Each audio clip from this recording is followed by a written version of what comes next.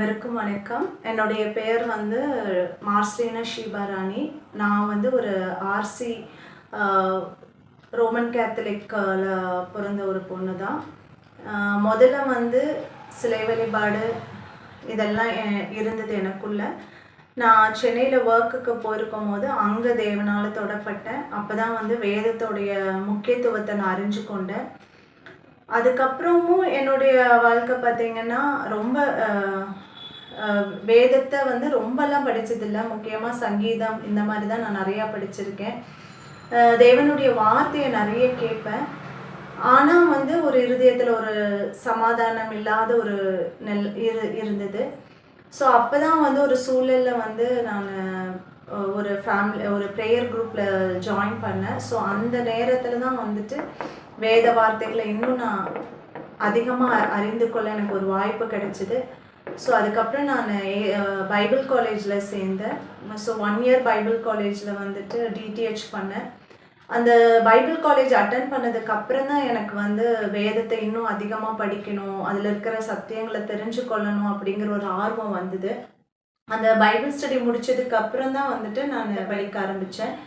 முதல் தடவை வேதத்தை நான் படிக்கும் போது கம்ஃபர்ட் சர்ச் கோயம்புத்தூரில் இருக்கிற அங்கே ஒரு இதில் வந்துட்டு 3 மாதத்தில் வேதத்தை படிக்கிறதுக்கு உண்டான ஒரு இது கொடுத்தாங்க. ஸோ அந்த டைம் அந்த 3 மாதத்தில் அந்த வேதத்தை முதல் தடவையாக வந்து நான் படித்து முடித்தேன் 2024. அதுக்கப்புறம் திருப்பியும் வந்துட்டு நம்ம காட் டிபெண்டன்ஸ் இதில் வந்து ஜாயின் பண்ணேன். ஸோ என் ஃப்ரெண்டு மூலியமாக தெரிஞ்சு அதில் நான் ஜாயின் பண்ணேன். ஸோ இதில் பார்த்தீங்க அப்படின்னா நான் 6 மாதம் எடுத்து போன வருஷம் படித்தோம். ஸோ அப்போ தான் வந்து நிறைய காரியங்கள் வந்து தேவன் என்னோட இடைப்பட்டார். இப்போது நான் வந்து 2 தடவை படிச்சிருக்கேன். முதல் வந்து இந்த கம்ஃபர்ட் சர்ச்சில் முடித்தேன். அதுக்கப்புறம் காட் டிபெண்டன்ஸில் போன வருஷம் 6 மாதம் வந்து அதில் படித்தேன். இது ரெண்டுக்கும் என்ன டிஃப்ரென்ஸ் அப்படின்னு பார்த்தோம் அப்படின்னா, காட் டிபெண்டன்ஸில் படிக்கும் போது அதில் வந்து இப்போ 6 மாதம் 1 வருஷம் அப்படின்னு நம்மளுக்கு ஒரு ஆப்ஷன்ஸ் இருக்கிறனால நம்மளால் வந்துட்டு இன்னும் அதிகமாக தெளிவாக படிக்க முடிஞ்சுது. முதல் தடவை படிக்கும் போது பைபிளை படிக்கணும், 3 மாதத்தில் படிக்கணும் அப்படின்னு ஒரு இதில் வந்துட்டு அவசரமாக படித்த மாதிரி இருந்தது. ஆனால் 2வது தடவை படிக்கும் போது இன்னும் அதில் இருக்கிற ஆழங்கள் மெதுவாக அந்த 6 மாதம் நம்ம படிக்கும் போது அதில் ஒன்றா தெரிஞ்சு படிக்கிறதுக்கு வந்துட்டு தேவன் வந்து அனுகிரகம் பண்ணார். நான் வந்துட்டு ஞானஸ்தானம் வந்து எடுக்கலை, முழுக்க ஞானஸ்தானம் எடுக்கலை. ஆர்சியில் வந்துட்டு நம்ம சின்ன வயசில் குழந்தை ஞானஸ்தானம் தான். ஸோ நிறைய பேர் என்கிட்ட சொல்லியிருக்காங்க. பட் இருந்தாலும் நான் ஆண்டவருடைய வார்த்தைக்காக நான் காத்து கொண்டு இருந்தேன்.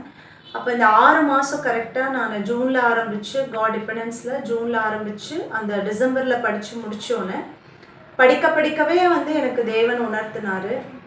ஞானஸ்தானத்தை குறித்து நிறைய காரியங்கள் வந்து தேவன் என்னோட இடைப்பட்டதை வந்து நான் ஃபீல் பண்ணேன். அப்படி அந்த 6 மாதம் முடிஞ்சதுக்கப்புறம் இமீடியட்டாக ஆக்சுவலாக அதுக்கு 1 வருஷத்துக்கு முன்னாடி என்னுடைய கணவர்கிட்ட நான் கேட்டேன் ஞானஸ்தானம் எடுக்கிறதுக்கு. அப்போது அவர் வந்து இல்லை அப்படின்னாரு. ஏன்னா அவங்க ஆர்சி பேக்ரவுண்டில் இருந்தாங்க. ஆனால் இந்த வேதத்தை படித்து முடிச்சதுக்கப்புறம் எனக்குள்ளே ஒரு பெரிய ஒரு இது இருந்தது, கண்டிப்பாக நம்ம எடுக்கணும்னு. அப்போது திருப்பியும் நான் போய் கேட்கும் போது என்னுடைய கணவர் அதுக்கு ஒப்புக்கொண்டார். ஸோ இந்த வேதத்தை படித்து முடித்தோன்னே இமீடியட்டாக நான் டிசம்பரில் வந்துட்டு முழுக்க ஞானஸ்தானம் எடுத்துட்டேன். ஸோ வந்து அந்த 6 மாதம் வந்து நான் இதை குறித்து நிறைய ஆண்டவர்கிட்ட நான் கேட்டிருக்கேன். இந்த முழுக்க ஞானஸ்தானத்தை குறித்து எனக்கு ஒரு தெளிவாக கொடுங்கன்னு. ஆனால் அது முடிக்கும் போது தேவன் எனக்கு ஒரு தெளிவு கொடுத்தார். ஸோ என்னுடைய சாட்சி, இந்த வேதத்தை நான் முடிக்கும் போது எனக்கு ஆண்டவர் ஒரு தெளிவு கொடுத்தார். அதன் மூலயமா நான் ஒரு இந்த ஞானஸ்தானத்தை நான் பெற்றுக்கொள்ள எனக்கு தேவன் கிருபை பாராட்டினார். இன்னொன்று, வேத வார்த்தைகள் படிக்க தேவன் என்னோட பேசின காரியங்களை நான் எப்போதுமே மார்க் பண்ணி வைப்பேன். அப்படி என்னுடைய நினைவுகள் இருந்த வார்த்தைகளை வச்சு இந்த ஞானஸ்தானம் எடுக்கிறதுக்கு முன்னாடி தேவன் வந்து ஒரு பாடல் எழுத எனக்கு கிருபை பாராட்டினார். ஸோ தேவன் என்னோட இடைப்பட்ட அந்த வார்த்தைகளை வச்சு தான் இந்த பாடல் எழுதினேன். ஸோ கண்டிப்பாக இந்த பாடல் எழுதுனதுக்கு முழுமையான ஒரு இது வந்து இந்த வேதத்தை படிக்க முடிஞ்சனால தான் எனக்கு இது கிடச்சிது. அது தேவனுடைய கிருபை மட்டும்தான் நான் சொல்ல முடியும். அதுக்காக நான் நன்றி செலுத்துகிறேன். இன்னொன்று வந்து நம்ம ஏன் வந்து இந்த வேதத்தை படிக்கணும் அப்படின்னா, இந்த வேத படிக்கிற மூலிமா நம்மளை ஆராய்ந்து பார்க்க முடிந்தது. ஏன்னா முதல்ல எனக்குள்ள நிறைய சுயங்கள் இருந்தது. நான் செய்கிறதா ரைட்டு அப்படிங்க இருக்கும் போது எனக்குள்ள ஒரு சமாதானம் இல்லை. ஆனால் இந்த வேதத்தை படிக்கும் போது நம்மளுடைய எண்ணங்கள் வேறு, தேவனுடைய எண்ணங்கள் வேறு. அவருடைய பார்வையில் என்னவோ அதை தான் நம்ம செய்யணும் அப்படிங்கிறத நான் உணர்ந்து கொண்டேன்.